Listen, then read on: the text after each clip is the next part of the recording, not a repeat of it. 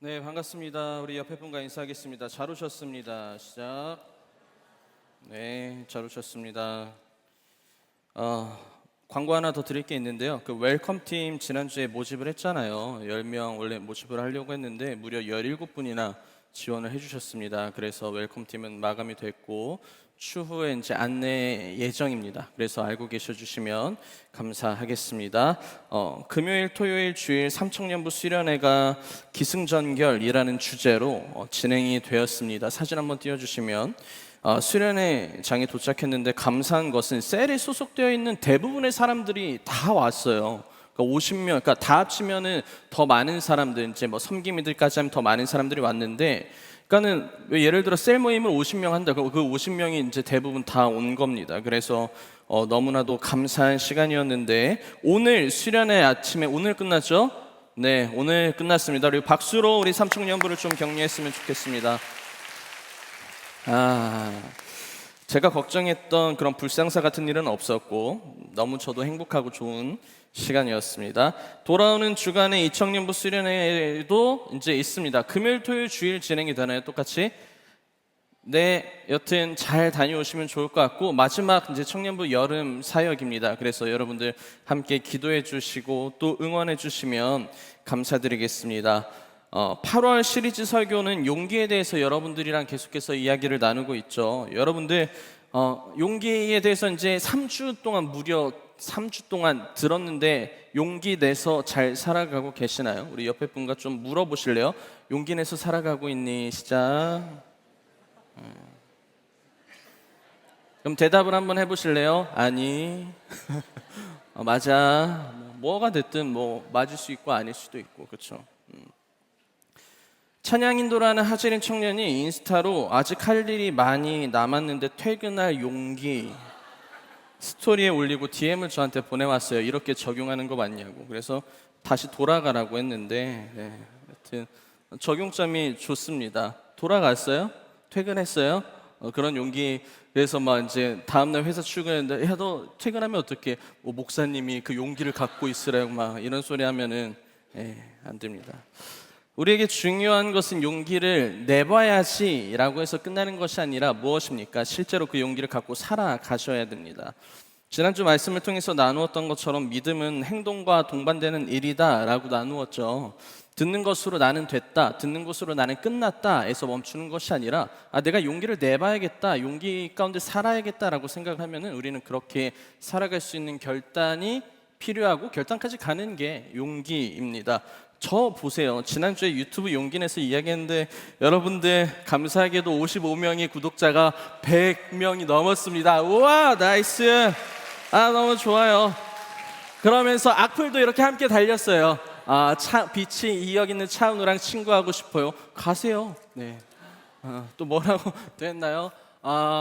베드로가 입을 열어 말하되 내가 참으로 하나님은 사람의 외모를 보지 아니하시고 승수할 이야기는 아니죠. 또 악플 쓰면 만나주신다고 해서 악플 쓰러 왔는데 그래도 끝까지는 쓰지 않고 가서 좋고. 차은우 목사님, 네, 여튼 감사합니다. 여러분 재밌게 잘 봐주시면 좋을 것 같고 좋은 시간이 됐으면 좋겠어요.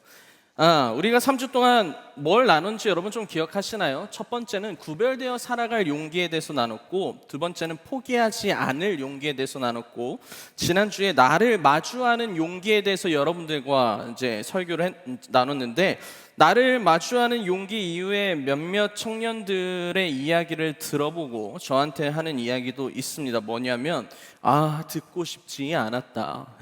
그러니까 나를 마주하는 게 힘들고 사실은 그 다음에 너무 어렵고 그 다음에 뭐 불편한 지점이 당연히 있을 수도 있어요. 제가 지난주에는 정말 불편한 이야기를 여러분들께 한 거거든요. 그래가지고 정말 여러분들이 믿음으로 살아가고 싶은 게 맞냐라는 질문을 했잖아요. 그러니까 우리가 원한다고 늘 평생을 이야기하지만은 사실은 실상 원치 않는다는 거예요. 그렇죠? 두 번째는 뭐였냐면은 나를 속이고 있다는 거예요. 나는 잘하고 있어, 잘 살아가고 있어. 안 살아가고 있는데 잘 살아가고 있다고 스스로 속이면서 나는 믿음의 사람이야, 나는 하나님을 믿는 사람이야 라고 이야기를 하는 부분을 말씀을 드렸죠. 그래가지고 좀 뭐랄까 근데 뭐 듣기 힘들었다 이런 거는 부정적인 부분이 아니고 마음의 찔림이 그만큼 왔기 때문에 어떻게 해야 되나라는 그런 반응이죠. 근데 저는 감사해요. 왜냐하면 이 내 마음이 무뎌져 있거나 아니면 믿음으로 바로 세워져 있지 않으면은 어떠한 음성과 어떠한 말씀을 들어도 미동치 않은데 그런 찔림이 있는 것도 그런 아픔이 있는 것도 나를 돌아볼 수 있는 시간이고 여러분들이 살아 있다라는 것을 좀 말씀드리고 싶습니다. 오늘 여러분들과 나눌 말씀의 제목은요, 내려놓을 용기입니다. 한 목소리로 읽어볼까요? 시작. 내려놓을. 이것 또한 여러분들 안에 벌써 어쩌나 싶은 생각이 들 수 있습니다. 무엇을 내려놔야 하나 쉽지 않은 일인데 자꾸 또 목사님은 뭘 내려놓으라고 할까, 또 뭘 포기하라고 할까, 말씀에 대한 부담이 있을 수 있지만 끝까지 이 말씀을 좀 잘 들어보시면은 내가 어떠한 마음과 신앙을 갖고 살아가야 되는지를 좀 정리할 수 있게 됩니다. 여러분, 우리가 내려놓아야 하는 것을 이야기하기 전에 그러면 뭘 알아야 될까요? 제가 지난번에도 이야기한 것처럼 내가 신앙적으로 잘 성장하기 위해서 뭘 알아야 된다고 했죠? 내가 뭔 문제가 있는지를 알아야 된다고 했죠. 그러니까 그 문제를 알아야 내가 뭘 고칠지를 아는 것처럼 내가 내려놓아야 하는 것을 이야기하기 전에 가장 먼저 알아야 되는 것은 내가 뭘 가지고 있는지에 대한 부분입니다. 그러니까는 가지고 있는 것이 있어야 내려놓을 수도 있다는 거예요. 여러분, 우리는 이 땅을 살아가면서 필요한 것들을 굉장히 많이 얻고 살아갑니다. 무엇이 있을까요? 내가 살아갈 때 필요한 실제적인 물품들도 있고 여러 물질적인 것들도 있고 그리고 그것을 사기 위해 필요한 돈도 분명히 있겠죠. 내가 가지고 싶어하는 것들도 있습니다. 나의 사람들과의 관계도 내가 가지고 있는 것 중에 하나예요. 생계가 아니더라도 우리 손에 있는 여러 가지의 것들, 또 내 손 안에 이렇게 뭔가 잡히는 것이 아니더라도 이 땅을 살아가면서 우리의 생각, 우리의 마음, 우리의 가치관, 우리의 신념, 이런 것들이 나의 머릿속에, 나의 마음속에 자리 잡혀가는 삶을 우리는 살아가고 있습니다. 그렇죠? 20년, 30년, 40년, 50년 살아가면서 내가 갖고 품어 있는 것들도 너무나도 많고 내 생각과 내 신념도 얼마나 많이 쌓아갔겠어요. 그렇죠? 경험들도 너무나도 많다라는 겁니다. 그래서 나라는 사람, 나라는 존재를 우리는 스스로 만들어가는데 그렇게 우리는 내가 얻은 것들, 내가 구한 것들, 내가 받은 것들, 내가 생각하는 것들, 내가 마음에 품는 것들을 통하여 삶을 살아가게 됩니다. 많은 것들을 가지고 있어요. 그런데 여기서 한 가지 문제점이 있는데 이것들은 그러면은 제가 결국에는 오늘 제목이 내려놓을 용기잖아요. 그러면은 제가 여러분들에게 설교할 때 그냥 여러분들 이거 다 내려놓으셔야 하나님 만날 수 있고 구원 받을 수 있고 이런 이야기를 하려고 하는 걸까? 저는 이런 것들을 단순하게 포기하거나 내려놓으라고 이야기하는 것이 아닙니다. 그리고 그것들이 여러분들이 살아갈 때에 필요 없다고 말씀드리고 싶지도 않아요. 왜냐하면 이 땅을 살아갈 때 내가 꼭 필요한 것들이 있잖아요. 그렇죠? 우리가 돈을 버는 것도 내가 먹고 살기 위해서 돈을 버는 거고 그 다음에 내가 살아가는 옷이나 모든 물품들이나 이런 것들도 내 삶에 꼭 필요한 건데 그 모든 것들을 다 버리면서까지 살아가는 것은 사실은 상식적이지 않은 이야기죠. 내가 필요한 것들 없으면 실제적인 어려움이 있습니다. 그리고 우리는요, 많은 경험들을 통해서 나의 생각과 마음 그리고 내가 살아가면서 쌓아온 나의 신념들이라는 것이 있죠. 그래서 그렇게 살아가는 것이 굉장히 중요합니다. 저도 신념이 있어요. 제가 살아갈 때의 신념 늘 자주 이야기하는 거지만은 제가 살아갈 때의 모토로 삼는 거, 귀찮은 일을 잘하자. 이게 저한테 굉장히 중요한 일이거든요. 왜냐하면은 사람들은 정말 많이 이야기했던 것 같은데 사람들은 힘든 일은 다 잘해요. 사실 어떻게든 힘들어 보고 막 보람도 있고 그런데 귀찮은 일을 하기 너무 힘들어요. 그냥 막 이런 거예요. 이거 앞에 있는 앰프 나르는 거 힘든 일이잖아요. 그런데 집에 있는 쓰레기 하나 버리는 게 쉽지 않다고요. 이해하셨나요? 귀찮은 일을 이제 잘 사람은 못하는데 그래서 저의 나름의 모토 신념도 귀찮은 일을 잘하자입니다. 이런 것들이 왜 필요할까요? 내가 살아가는 방법도 될 수도 있고 내가 살아갈 때 필요한 것들도 될 수 있고 내가 살아갈 때 너무 중요한 부분이라는 거죠.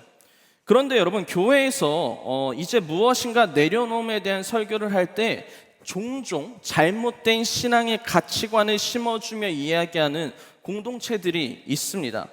제가 이거 경험한 건데 제가 아는 교회에서도 담당 목회자가 청년들한테 이 내려놓음에 대한 설교를 막 했어요. 꽤나 오랜 시간 동안. 근데 큰 문제가 생겼어요. 뭐냐면 대략적인 내용은 이랬어요. 이 땅에서 얻은 것들은 다 헛된 것들이다. 뭐 이 땅에서 얻은 거기까지는 오케이, 이해하죠. 왜냐면 결국에는 사라질 것들이니까. 그런데 그래서 끊어내야 되고 포기할 수 있어야 된다. 하나님으로 다 가득 채울 수 있어야 된다. 뭐 여기까지 들으면은 되게 뭐 그래야 되는구나라고 우리가 생각할 수 있죠. 그런데 그렇게 해서 행동하는 지침을 그 교회에서 말해줬는데, 하나님께서 채워주시는 만나를 먹어라. 내 손 안에 있는 물질을 끊어내고 하나님께서 채워주시는 것을 알아놔야 된다. 첫 번째, 직업을 포기해라.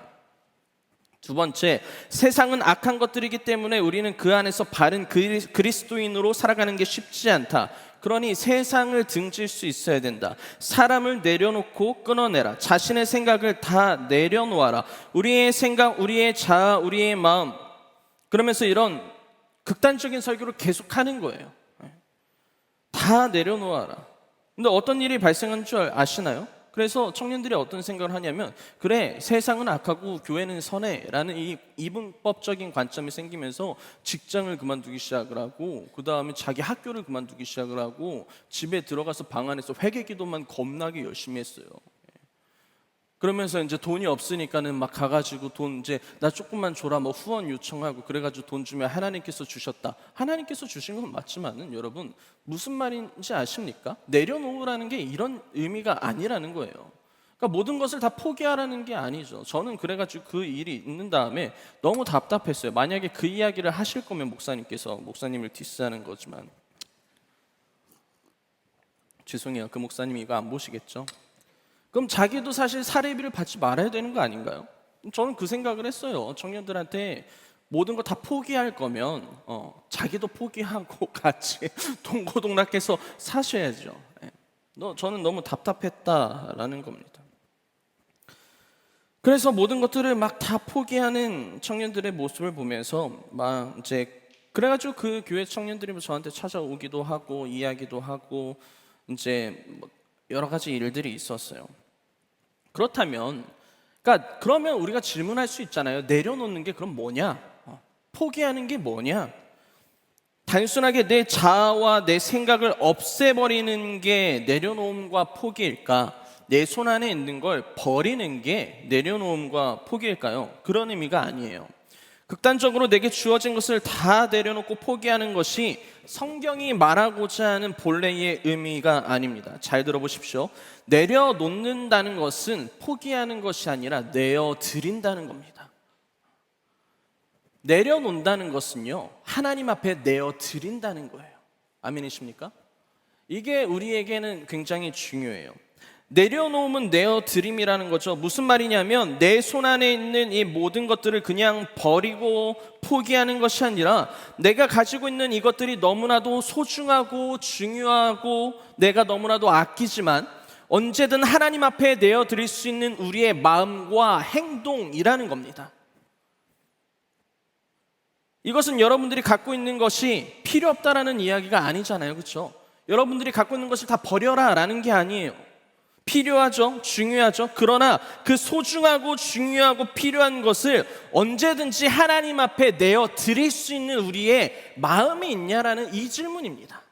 내려놓음이란 말이죠. 그러면 우리가 내려놓음이 무엇인지를 이제 알았어요. 하나님 앞에 내어드리는 거구나. 근데 왜 우리는 내어드리지 못할까요? 왜 내려놓지 못할까요? 너무 단순한 이유겠죠. 내가 가지고 있는 것들이 내 인생의 전부라고 여기기 때문입니다. 그러니까 내 손 안에 있는 것들이, 내가 만나는 사람들이, 그리고 내가 생각하는 마음과 나의 감정들이 전부라고 여기기 때문이에요. 하나님 앞에 언제든 내어드릴 수 있다는 것이 아니라, 이것은 내 거야, 이거는 내 물질이야, 이것은 내 마음이야, 이것은 내 생각이야, 이런 것들이 나의 온갖 삶과 마음과 생각에 가득 차 있다 보니까는 그것을 내가 전부라고 여기기 때문이에요. 그러면 여러분, 우리가 가지고 있는 것들이 내 인생의 전부라고 여기게 되면은 발생하는 두 가지의 문제가 있어요. 첫 번째는 뭐냐면 불안함입니다. 불안함. 우리가 내 손에 있는 것, 그리고 내가 가지고 있는 것, 그리고 사람들을 너무 의지하는 관계까지도 나의 이게 전부야 라고 생각해버리는 순간 그것이 만약에 내 손 안에서 사라졌을 때 혹은 떠났을 때 이 사람들은요 잃어버리게 됐을 때 엄청나게 극심한 불안함을 갖고 살아가게 돼요. 없어지면 안 된다고 여기게 되는 거죠. 조금 쉽게 이야기를 해보자면 우리는 늘 핸드폰을 갖고 살아가죠. 한순간도 손에서 안 떼는 사람들이 있죠. 이 핸드폰을 어떻게든 손에 가지고 있어야 되고 쉬는 시간에 무엇인가를 봐야 합니다. 심지어 잠들기 직전까지 핸드폰을 하다가 핸드폰과 함께 잠드는 사람들 너무나도 많죠. 눈 떠보니 이 상태 그대로예요. 그렇죠? 근데 어느 날 핸드폰을 잃어버렸다라고 해봅시다. 그러면 이제 사람들은요 핸드폰이 없어서 걱정이 되거나 어떻게 찾아야 하지라는 생각을 할까요? 아니요. 뭐를 해요? 불안해요. 어떡하지? 핸드폰 어디 있지? 연락도 그렇게 많이 안 오는데 불안해요. 연락 오면 어떡하지? 그렇죠? 전화를 못해서도 아니고 못 찾아서도 아니고 연락이 오는데 못 받아서 불안한 것도 아니에요. 왜냐하면 핸드폰 자체가 뭐예요? 나에게 너무 큰 파일을 내 삶에 차지하고 있거든요. 나에게 전부였어요, 이 핸드폰. 그러니까 핸드폰이 사라지는 순간 우리는 극심한 그 불안감에 시달리게 됩니다. 물리적인 것뿐만이 아닙니다. 나의 생각과 나의 마음, 나의 신념이 다른 사람들에 의해서 공감받지 못하거나 이해받지 못한다고 여기면 그것을 들으려고 하는 것이 아니라 내 삶을 무너지게 만든다고 우리는 생각을 해요.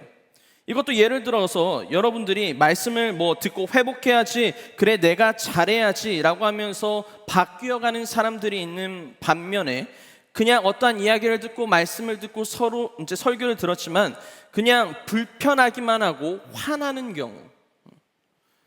왜 그러냐면은 내가 생각한 나의 가치관과 나의 신앙도 분명히 있는데 들으려고 하는 준비가 안 되고 이것이 전부라고 생각하니까 들어왔을 때에 충돌이 일어나는 겁니다. 의견의 충돌. 그렇죠? 근데 이게 사람과 사람의 충돌은 괜찮아요. 그럴 수 있겠죠. 자신들의 신념이 있으니까. 그런데 더 나아가면 뭐가 충돌되는 줄 아십니까? 말씀이 충돌돼요. 그러니까 하나님의 말씀을 들음에도 불구하고 내 신념과 내 생각이 더 크다 보니까는 말해줘도 들려줘도 부딪히게 된다고요. 왜요? 내가 생각했던 지금까지 쌓아왔던 나의 신념과 나의 생각과 나의 모든 것들이 어떻게 돼요? 무너질까 봐 불안하기 때문에 말씀으로 하나님은 우리를 새롭게 하시려고 하는데 새로움을 받아들이는 것이 아니라 여전히 그 생각에 도태되어 있어가지고 우리는 받아들이려고 하지 않는다는 거예요. 그럼 말씀이 우리의 삶과 충돌이 되는 거죠. 내가 가진 것을 말씀으로 비춰보고 컨트롤할 수 있는 것이 아니라 내가 가진 이 소유가 여러분 나를 어느 순간 지배하기 시작을 한다고요. 내가 가진 것이 나를 지배하고 내가 갖고 있는 마음과 신념이 나를 지배하기 시작하는 그 순간 우리는 그것을 전부라고 여겨요. 이거 없으면 안 돼. 이거 사라지면 안 돼. 내 생각과 내 마음이 무너지면 안 돼. 이거 무너지는 순간 너무 불안해요. 그런데 전부라고 여겼을 때에 이것은 불안함만 주지는 않아요. 또 두 번째는 교만함입니다. 첫 출발은 같아요. 내 손에 있는 것, 내가 가지고 있는 것이 나의 전부라고 생각하는 그 순간 사람은 교만해져요. 그러니까 하나님의 말씀과 하나님의 의를 세우는 것이 아니라 나의 생각과 나의 의를 계속해서 세워간다는 겁니다. 내가 전부야, 내 생각이 맞아, 내가 가지고 있는 것들을 갖고 살아가는 거죠. 여러분, 자존감과 교만함은요 한 끗 차이입니다. 자존감은 내가 가지고 있는 것을 남에게 드러내지 않고 오히려 남을 세워주고 나를 어떻게든 하나님의 뜻 가운데 잘 사용하려고 하지만은 교만은요 자기가 가지고 있는 것을 계속 자랑하고 남들보다 우월하다고 느끼는 그 의식 속에서 살아가는 게 교만이에요. 교만. 내가 가진 게 전부라고 생각하니까는 불안함과 교만함도 생긴다는 거죠. 여러분, 저에게도 교만함이 있습니다. 저는 늘 완벽하고 싶어하는 사람이에요. 근데 완벽하진 또 않죠. 스스로 경험도 많다고 생각하고 겪은 일들도 많다 보니까 저에게 단점 중 하나, 나름 저의 치부인데 뭐냐면 남보다 우월하다고 느끼는 그 의식이 저한테도 있어요. 설교 쓰면서 이거 나눠야 되나 말아야 되나 엄청 고민했지만, 그래서 여러분 저는 어떤 생각을 하냐면 내가 생각하는 기준에 미치지 못하면 화나요. 왜 못하지? 왜 생각을 안 하지? 약간 이런 거 있죠. 예. 그러나 저도 이것을 스스로 계속해서 바라보려고 하고 있고 내려놓으려고 하고 있어요. 저는 제가 교만한 걸 아니까 어떻게든 이걸 누르려고 한다는 말이죠. 국내 선교 여러분 정말 은혜 가운데 잘 다녀왔는데 막 눈물 막 흘리고 했죠. 저한테 기도 제목이 뭐였냐면은 청년들이 내 기준에 미치지 못하더라도 화내지 말자. 이게 저에게 가장 큰 기도 제목이었어요. 네. 내가 생각한 대로 못해도 그럴 수 있지. 받아줘야지. 이 생각 엄청 그럼에도 불구하고 너무 잘했지만 내가 생각하는 기준에 미치지 못하더라도 난 잘해보자, 열심히 해보자. 이게 어떻게 기도 제목이 될 수 있겠어라고 생각하지만 저에게는 나름 큰 기도 제목이었어요. 왜냐하면 저는 교만한 걸 저는 알았거든요. 그래서 이런 훈련도 저도 늘상 해요. 목사라고 훈련이 다 끝난 줄 아십니까? 더 많은 어려움도 있을 수도 있고 더 많은 힘듦도 있을 수도 있고 저뿐만이 아니고 여기 있는 모든 분들이 쉽지 않겠지만은 똑같이 우리는 하나님 앞에서 훈련받는 삶을 살아간다는 거죠. 그렇게 여러분 우리가 내가 가지고 있는 것들이 나의 전부라고 생각한다면 우리는요 불안하기도 하고 교만해지기도 해서 내려놓고 포기하는 게 힘들다고요. 자, 그렇다면 우리가 내려놓을 수 있는 용기를 그럼 얻는 방법이 중요하겠죠. 뭘까요? 내가 가지고 있는 이 모든 것들이 나에게 전부라고 여기지 않으면 됩니다. 첫 번째는. 그러니까 전부라고 여기니까 자꾸 안 포기하려고 하는 거예요. 안 내려놓으려고 하는 거고. 내가 짱이야. 내가 생각한 게 전부야 라고 하고 내가 가지고 있는 게 전부야 라고 한다면 우리는 들어올 틈이 없어요. 다른 것들이. 그리고 세 번째는 뭐냐면 내 생각보다 내 마음보다 내가 가진 것보다 더 소중한 것을 알게 된다면 우리는 그 소중한 것을 얻기 위해서 내가 가지고 있는 모든 것들을 언제든지 내려놓을 수 있다는 겁니다. 이 원리는 너무 우리가 살아가면서 당연시 여기는 거잖아요. 그렇죠? 그러니까 전부라고 여기지 않기 위해서는 이게 내 전부가 아니야. 그래서 세 번째는 뭐예요? 이것보다 더 소중한 게 있어. 사람은 당연히 더 소중한 거를 가지려고 하겠죠. 네. 옛날에 이런 거잖아요. 이제 아기들한테 이제 동전 갖고 아빠들이 장난치면서 그쵸? 더 비싼 동전이 있는데 이건 10원짜리 갖고 이건 금이야. 이제 걔네들 500원, 100원 이런 거 가지고 있는데 아빠랑 바꿔볼래? 그건 은이야. 애들이 뭔 생각합니까? 저게 너무 더 좋아 보이니까 그냥 쉽게 내어주잖아요. 그게 더 큰 줄도 모르고. 그러니까 사람은 뭔 생각을 하냐면 더 소중한 것을 어찌됐든 찾아가는 신앙의 여정이 있다는 겁니다. 삶의 여정도 있고. 여러분 오늘 우리가 읽은 본문의 내용은 예수님 앞에 결국 자신의 것을 내어놓지 못한 한 사람의 이야기입니다. 우리가 18절을 한번 같이 한 목소리로 읽어봤으면 좋겠습니다. 시작. 어떤 관리가 물어 이르되 선한 선생님이여 내가 무엇을 하여야 영생을 얻으리이까. 자, 우리가 읽은 누가복음에는 어떤 관리가 물어 이르되 라고 나오고 있잖아요. 마태복음과 마가복음에서도 이 이야기가 동일하게 나오는데 여기는 그냥 어떤 사람 혹은 한 사람 정도로만 이야기하고 있습니다. 누가복음을 보면은 이제 종종 되게 세심하게 작성을 한 티가 좀 나기는 해요. 여기서 어떤 관리가 예수님 앞에 나왔습니다. 이 직분은 뭐냐면 일반적인 시민이라기보다는 지도자 정도로 볼 수 있어요. 어떤 지도자였는지는 우리가 이제 계속해서 본문을 보면서 파악했으면 좋겠는데 그러면서 18절에 이래요. 하반절에 그런 그가 이제 와서 선한 선생님이여 내가 무엇을 하여야 영생을 얻으리까? 라는 질문을 합니다. 그러니까 이 사람이 첫 번째는 뭘 질문했습니까? 어떻게 하면 영생을 얻는지를 질문을 했죠. 이어서 예수님께 뭐라고 이야기하냐면 선한 선생님이여 라는 단어를 썼습니다. 이 선한 선생님이여 라는 이 단어에서도 학자들마다 의견이 갈리는데 이 사람이 진짜 예수님을 참된 선생으로 봐서 선한이라는 단어를 썼다. 왜냐하면 그 당시에 선한이라는 단어를 쓰는 게 흔치는 않거든요. 굉장히 높은 격의 단어이기 때문에. 그래서 선한이라는 단어를 썼다는 것은 이 사람이 이 관리가 예수님을 그만큼 봤다라는 의견, 아니면은 이렇게도 이야기하는 사람이 있어요. 자신의 의견을 공감받기 위해서 혹은 좋은 의견을 듣기 위해서 아부를 떨었다. 착한 선생님, 약간 이런 느낌이야. 선한 선생님 이런 느낌이죠. 그런데 선한 선생님이여 내가 무엇을 하여야 영생을 얻습니까? 라는 이 질문에 예수님께서 뭐라고 대답했는지를 좀 보도록 하겠습니다. 19절 한 목소리로 읽어볼까요? 시작. 예수께서 이르시되 내가 어찌하여 나를 선하다 일컫느냐 하나님 한 분 외에는 선한 이가 없느니라. 자, 예수님께서 이르시되 너가 어찌 나를 선하다 일컫느냐 하나님 한 분 외에는 선한 이가 없다라고 이야기를 합니다. 여기서 예수님은 그럼 선하지 않다라는 뜻일까요? 그런 건 아니겠죠. 예수님이 난 선하지 않아 하나님만 선해 그러면은 예수님이 하나님이 되실 수는 없잖아요. 그러니까 예수님이 그럼 죄가 있다는 건데 그런 뜻이 아니고 뭐 이것도 해석하는 바가 참 많은데 그냥 쉽게 이야기해서 선하신 분은 하나님뿐이시고 내가 그 하나님이다 라는 것을 보여주고 나타내기 위한 문장으로 이 구절을 좀 봅니다. 그리고 그렇죠? 그래가지고 이게 가장 합리적인 이유예요. 여튼 그 대답을 하시면서 예수님께서는 영생에 대한 답을 먼저 주려고 하시는데 자 그러면은 너가 영생하는 법을 물었으니 라고 하면서 20절 우리 한 목소리로 읽어보도록 하겠습니다. 시작.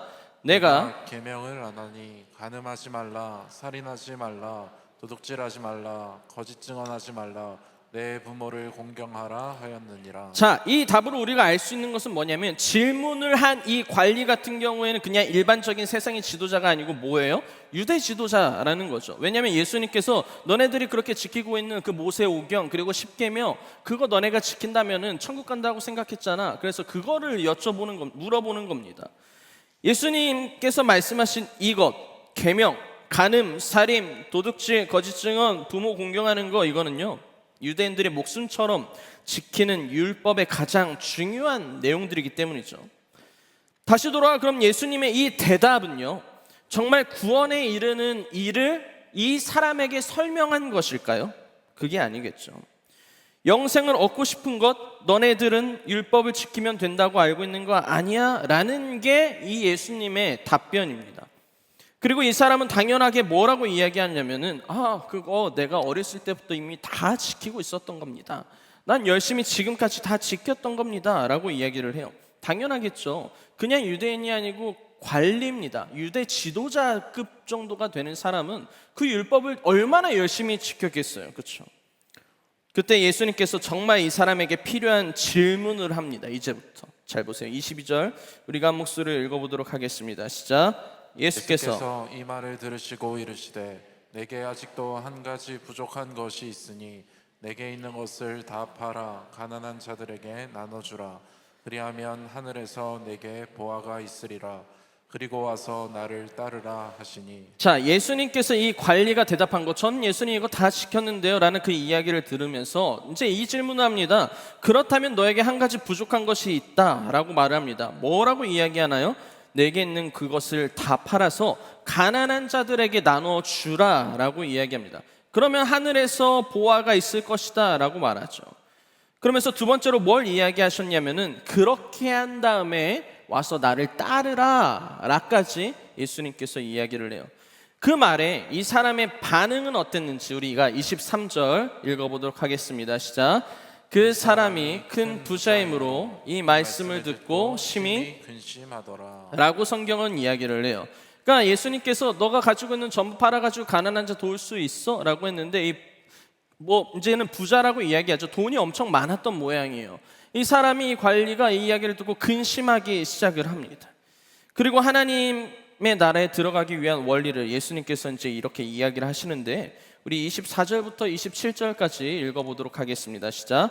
예수께서 그를 보시고 이르시되 재물이 있는 자는 하나님의 나라에 들어가기가 얼마나 어려운지 낙타가 바늘기로 들어가는 것이 부자가 하나님의 나라에 들어가는 것보다 쉬우니라 하시니 듣는 자들이 이르되 그런즉 누가 구원을 얻을 수 있나이까. 이르시되 무릇 사람이 할 수 없는 것을 하나님은 하실 수 있느니라. 아멘. 예수님께서 이렇게 말씀하셨습니다. 여러분, 이 사람은 예수님께 와서 영생하는 법을 물었습니다. 그리고 예수님께서 말씀하셨죠. 내게 있는 것을 다 팔아서 가난한 자들에게 나눠줄 수 있도록 하라고. 이 말의 진짜 뜻은 무엇일까요? 실제로 너가 가지고 있는 모든 것을 팔아서 가난한 자들을 다 줘라고 이야기한 걸 수도 있겠지만은 예수님께서는 이 사람에게 깨닫게 해주고 싶으신 마음과 이 사람의 행동을 보고 싶었던 건데 어떤 마음일까요? 다 파는 마음일까요? 다 주는 마음일까요? 돈을 다 줘버려서 자기의 모든 삶을 포기하는 그런 마음을 보고 싶었던 걸까요? 아니죠. 너가 세상에서 가장 중요하게 생각하고 소중하게 여기고 있는 그 물질이 있는데 그 물질을 언제든지 내어줄 수 있는지에 대한 마음을 물어보신 겁니다. 그리고 이어서 무엇을 말씀하셨나요? 그런 다음에 와서 나를 따르라 라고 하셨습니다. 여기서 나를 따르라 이것은 예수님이 하나님이심을 보여주기 위한 부분도 있어요. 그러니까 하나님만이 선하시다, 영생을 얻기 위해서 질문했잖아요. 근데 하나님만이 선하시다, 그런데 나를 따르라, 이것은 결국에는 뭐예요? 예수님이 하나님이다 라는 것까지 이 답에서 같이 동일하게 보여주고 있다라는 겁니다. 그러면서 이렇게 이야기를 해요. 너가 나를 따르기 위해서, 영생을 얻기 위해서, 하나님 나라를 보기 위해서 중요한 것은 뭐냐면 너가 가진 모든 것보다 나를 더 원하는지, 나를 더 사랑하는지, 그것을 물어보시는 거예요. 그리고 이어서 무엇을 말씀하셨나요? 나를 따르라 라고 이야기를 하셨죠. 여러분, 이 관리에게 돈은 얼마나 중요할까요? 자기가 살아갈 때에 가장 큰 힘이었겠죠? 아니요, 사실은 전부였을 겁니다. 가장 큰 힘보다도. 이게 없다면 어쩌면 자신의 직분 그리고 자신의 지위까지 잃어버릴 수 있고 걱정과 불안이 컸겠죠. 더불어 이 사람에게 돈은 자신을 나타낼 수 있는 가장 큰 모습이기도 했습니다. 그런데 예수님께서 오셔가지고 너가 가진 그것을 가난한 자들에게 다 줄 수 있겠어? 라는 이 말씀에 관리의 모습은 뭐라고 이야기해요? 성경에서 심히 뭐라고 해요? 근심하더라 라고 이야기를 합니다. 저는 이 단어가 굉장히 흥미로웠어요. 근심한데요. 우리의 모습 같았거든요. 왜냐하면 고민해 보는 거예요. 그러니까 영생은 얻고 싶고 구원은 얻고 싶은데 내가 가진 이것도 포기할 수 없다라는 겁니다. 그러니까 차라리 못하겠어요 라고 하면은 못할 수 있고, 하겠어요 라고 하면 할 수도 있는데, 근심한다, 영생은 얻어야겠는데 내가 가진 이것도 포기할 수 없다라는 거예요. 믿음으로 살아가고 싶기는 한데 내가 가진 세상의 것은 포기할 수 없다라는 거예요. 내려놓을 수 없다라는 거죠. 그래서 저울질하고 있다는 거예요. 너무 눈에 보이지 않습니까? 그런데 이 모습이 사실은 우리가 살아가는 크리스천들의 모습입니다. 할래 말래 이게 아니라 근심하는 거예요. 고민하는 거예요. 재고 있다라는 거예요.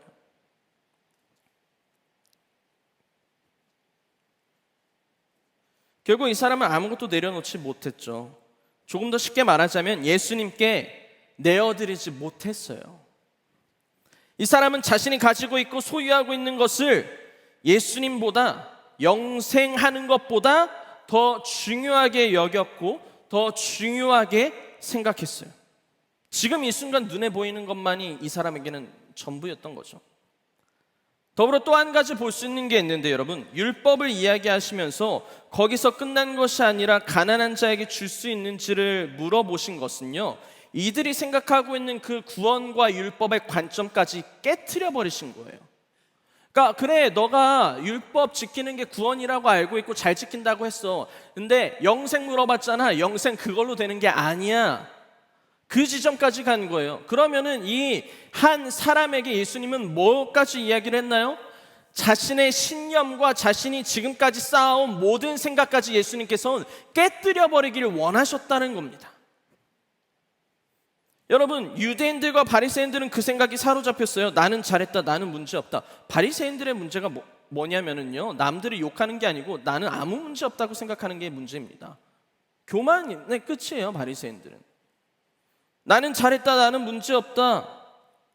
그런데 여러분, 성경을 보면 결국 메시아가 오신다고 하셨고 그분이 그들의 유대인들에게 눈앞에 있음에도 불구하고 유대인들은 어떤 생각했습니까? 바리새인들은 자신의 생각, 자신의 틀, 자신의 신념, 자신의 마음으로만 가득 차 있었어요. 그들은 언제나 교만함을 갖고 있었습니다. 그래서 예수님의 그 질문에 예수님, 나는 그거 어렸을 때부터 지금까지 다 잘 지켰는데요 라고 대답을 했던 거죠. 여러분, 이 사람은요, 그냥 자신의 것을 못 내려놓은 것뿐만이 아니고 자신이 가장 소중하게 여기는 것을 그저 지키려고만 했고 자신의 생각과 관점과 마음조차도 예수 그리스도께 내려놓을 수 없었다는 거예요. 드릴 수 없었다라는 겁니다. 왜냐? 자신이 가지고 있는 것들도 내려놓을 수 없던 거예요. 예수님께서 설명하셨잖아요. 재물이 있는 자는 하나님의 나라에 들어가는 게 얼마나 어려운지, 낙타가 바늘귀로 들어가는 것이 부자가 하나님의 나라에 들어가는 것보다 쉽다고 하셨습니다. 이게 비유로 말도 안 되는 거잖아요. 그 큰 낙타가 어떻게 바늘귀로 들어갑니까? 근데 여기서 말하는 재물은 뭐냐면 그저 돈만을 이야기하는 것이 아닙니다. 내가 가지고 있는 것들이 너무나도 많아지는 것들을 이야기해요. 내가 이 세상이 중요하게 여기고 있는 것들이 너무 많죠. 우리가 살아가면서 이것도 중요하고 이것도 중요하고 이것도 소중하고 이것도 잃어버리면 안 될 것 같아. 그래서 어떻게든 내 손 안에 모든 것들이 다 있었으면 좋겠다고 생각을 합니다. 내가 세상에 중요하게 여기고 있는 것들이 너무나 많으면, 내가 그것을 가장 그리고 중요하게 생각하고 가장 소중하게 여긴다면, 그리고 내 생각과 내 관점과 내 신념에 사로잡혀서 말씀이 들려도 그것을 받아들이지 못한다면, 여러분, 우리는 그리스도를 따를 수 없다는 거예요. 그때 듣는 자들이 질문했죠. 그러면 누가 구원을 얻을 수 있습니까? 예수님께서 대답하셨죠. 사람이 할 수 없는 일이고 하나님만이 하실 수 있는 일이다. 무슨 말입니까? 영생을 얻는 것, 그리고 그리스도를 따르는 것, 하나님이 우리 안에 일하셔야만 가능하다는 겁니다. 그러기 위해서 필요한 것은 무엇입니까? 내 안에 있는 것들을 내려놓을 수 있는 용기가 필요하다는 거예요. 이것도 좋아, 이것도 전부야, 이것도 소중히 여겨야지, 내 생각이 맞아, 내 것이 맞아. 우리는 내 것으로 가득 차 있어요. 그래서 이거 잃어버리고 이거 없어지면 우린 불안해해요. 그리고 이게 나의 의가 될 때가 있다는 거죠. 내게 있는 것만으로 살아가려고 합니다. 사랑하는 여러분, 우리가 정말 의지해야 하고 신뢰해야 하는 것은요, 내 것으로만 가득 차 있는 것들이 아니라 하나님의 말씀이고 하나님의 일하심이고 하나님의 능력을 의지하셔야 됩니다. 아멘이십니까? 우리는 살아가면서 내 것이 이 세상의 전부인 줄 알아요. 왜요? 왜 하나님의 일하심, 하나님의 말씀, 하나님의 능력을 의지하라고 이야기합니까? 진리이기 때문입니다. 여러분, 내 생각과 내 마음, 여러분들의 생각과 여러분들의 마음, 제 생각과 제 마음이 진리가 될 수 있나요? 이게 완전한 답이 될 수 있을까요? 아니에요. 사람은 주관적으로 판단하기 때문에 이게 답이 될 수 없어요. 나는 착함의 기준이 될 수 없다고요. 나는 선함의 기준이 내가 될 수 없다라는 거예요. 정답이 될 수 없습니다. 그런데 내가 가지고 있는 것들, 내가 자랑하고 있는 것들, 그것을 우리는 진리라고 여기고 살아간다면 굉장히 큰 실수라는 겁니다. 성경은 이야기하죠. 뭐라고 이야기합니까? 오직 말씀만이 진리요, 오직 하나님만이 진리 되시다고. 내가 살아가는 길에 정확한 도움이 된다고 말이죠. 내가 자랑하고 있는 것들은 영원하지 않으나 하나님은 영원하다고 말씀하십니다. 그리고 그 하나님이 우리를 위해 일하신다라고 말이죠. 여러분, 그렇다면 우리는 어떻게 내려놓을 수 있고 하나님 앞에 언제든 내어드릴 수 있는 마음을 어떻게 하면 품을 수 있을까요? 바로 이 모든 것들이 하나님으로부터 왔다라고 인정하는 순간부터 시작이 됩니다. 이 과정을 아셨나요? 이제 뭐냐면, 내가 가지고 있는 것, 내가 가지고 있는 물질, 내가 가지고 있는 소중한 것, 내가 만나는 이 모든 관계, 사람, 내가 생각하고 있는 모든 것들, 내 마음, 이 모든 것들은 결국에는 하나님께서 우리에게 허락해 주셨기 때문에 내가 가질 수 있고 내가 취할 수 있었다는 거예요. 그것을 받아들였을 때에 우리는 언제든지 내려놓을 수 있다는 겁니다. 왜요? 여러분, 우리가 열심히 돈을 벌고 여러분들의 수고가 있겠죠. 그런데 일할 수 있는 건강을 주신 분이 하나님이시라는 것을 안다면, 그 결국에는 심지어 그 물질과 돈을 만드신 분이 하나님이시라는 것을 우리가 안다면, 우리가 얻은 지혜와 달란트를 통해서 나아가지만 나에게 지혜와 은사와 달란트를 주신 분이 내가 아니라 하나님으로부터 시작되었다는 것을 내가 안다면, 지금 만나는 이 관계가 너무나도 감사하고 기쁘고 또한 쉽지 않고 어려울 수 있지만 이 사람들과의 관계조차도 하나님의 허락하심 안에 있다는 것을 내가 안다면, 하나님께서 우리에게 오셔가지고 너가 가지고 있는 그것 나한테 내려놓을 수 있겠니? 내어줄 수 있겠니? 라는 이 질문에 우리는 뭐라고 이야기할 수 있습니까? 그럼요 라고 답할 수 있는 거예요. 왜요? 출발이 누구로부터 시작됐습니까? 하나님으로부터 시작됐잖아요. 하나님께서 여러분 우리에게 주셨기 때문에 내가 살아갈 수 있는 겁니다. 아멘이십니까? 내게 믿음을 하나님께서 주셨기 때문에 우리는 여기서 예배드릴 수 있는 겁니다. 그리고 우리가 바른 지혜를 갖고 살아갈 수 있는 거. 그러니까 애초에 내게 아니었다는 거예요. 내가 가지고 있는 건 하나님으로부터 주셨던 건데, 그런데 우리가 못 내어드리고 못 포기하는 것, 내려놓을 수 있는 그 이유, 내 거라고 생각하니까, 이게 전부라고 생각하니까 못 내려놓는 겁니다. 포기하지 못하는 거예요.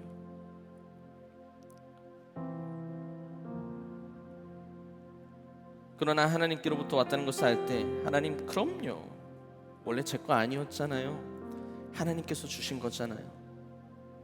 하나님, 더 나아가 나라는 사람조차 하나님께서 나를 만드셨잖아요. 여러분, 여러분들 스스로 태어나셨습니까? 아니죠. 계시나요? 난 내가 스스로 태어났다. 그분은 하나님이신데 스스로 내 인생과 내 영혼과 내 삶조차도 하나님으로부터 왔다는 겁니다. 애초에 주인이 있다는 거예요, 내 인생에. 그렇게 따지면 뭡니까? 내가 내어드리지 못할 이유가 뭐가 있겠냐는 거예요. 내가 내려놓을 이유가 왜 없냐라는 거예요. 우리가 하나님의 자녀라. 그래서 이것들은 다 하나님으로부터만 할 수 있다는 겁니다. 아멘이십니까? 이 원리가 되게 중요해요. 내 것이라고 생각하지 않고, 나의 생각도 나의 마음도 나의 자람도 나의 부도, 내가 누리는 모든 것들이 다 하나님으로부터 왔는지를 우리가 안다면 언제나 내려놓을 수 있다는 겁니다. 사랑하는 청년 여러분, 그리고 여기 계시는 모든 성도님들, 이 관리가, 유대 지도자가 근심했던 이유는, 우리가 내려놓지 못하고 내어드리지 못했던 이유는 미래에 대한 불안전함 때문이었을 겁니다. 결국 그렇죠. 내가 이거 돈 다 했을 때 나 어떻게 살아가야 될까? 내가 이거 하나님 앞에 내어드리고 내려놨을 때 나는 앞으로 어떻게 살아가야 될까에 대한 그런 불안함도 있고, 걱정과 근심이 너무 많기 때문에 쉽게 포기하지 못하는 거겠죠. 그러나 여러분들이 가지고 있는 것으로 미래의 완전함을 이끌어내지 못합니다. 여러분들이 손에 그거 쥐고 있는 거 여러분들의 미래를 보장할 것 같나요? 여러분들이 생각과 여러분들이 마음이 여러분들이 살아가는 그 미래를 완전하게 이끌어 줄 것 같나요? 아니요. 우리의 삶의 완전함은요, 내가 가지고 있는 것이 아니라 오직 하나님의 은혜와 능력과 사랑으로만 가능해집니다. 그분이 모든 것을 만드셨고 나를 창조하셨고 나를 가장 잘 아신다고 했잖아요. 그러면은 우린 누구한테 내 인생을 걸어봐야 되나요? 나입니까? 아니요. 사람은 생각해봤자 한계가 있잖아요. 나를 가장 잘 아시는 하나님을 의지하고 믿는 거예요. 그러니까 드릴 수 있는 거예요. 내가 가지고 있는 건 언제든지 내어드릴 수 있는 거예요. 포기해야 되는 것도 언제든지 때로는 포기할 수 있는 거예요. 오히려 불완전한 것들을 하나님께서 우리에게 달라고 하시는 거예요. 그리고 뭐라 말씀하십니까? 완전한 내가 너희 곁에 있겠다. 예수님께서 따르라 말씀하셨어요. 따르라. 거기 있지 말고 따르라. 관리가 전부라고 여겼던 그 불완전한 물질 내려놓고 완전한 나한테 오라는 거였습니다.